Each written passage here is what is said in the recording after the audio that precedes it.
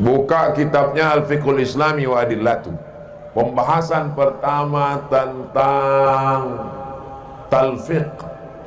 Tidak boleh mencampur mazhab dalam satu qadiyah. Sallallahu ala Muhammad sallallahu alaihi wasallam.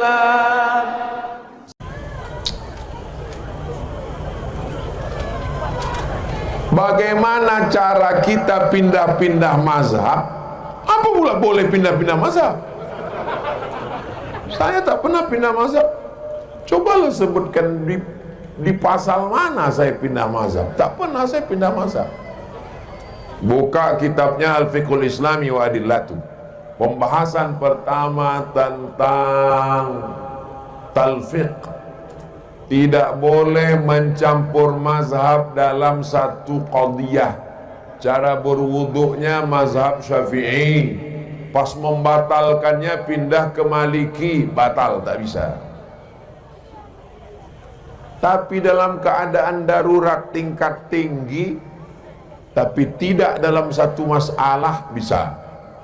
Solatnya mazhab Syafi'i, tapi pas membayar zakat fitrahnya pakai mazhab Hanafi, dia bayar pakai uang.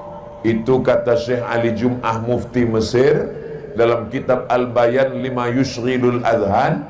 Beliau lebih condong kepada pendapat mazhab Hanafi, karena zaman sekarang orang kalau dikasih beras itu akan dijualnya lagi karena dia perlu duit.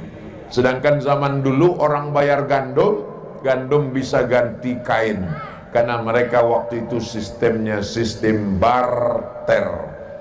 Itu Syekh Ali Jum'ah, muftinya Mesir, mazhabnya Syafi'i, dalam kitab Al-Bayan lima yushghilul adhan.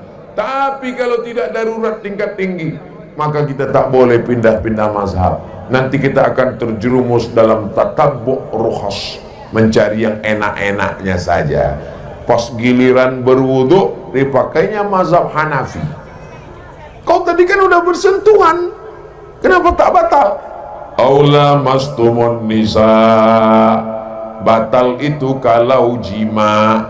Kalau tak jima tidak batal. Kalau hanya bersentuhan tak batal. Mazhab apa yang kau pakai? Aku pakai mazhab Hanafi. Pas giliran berkurban, kau tak berkurban.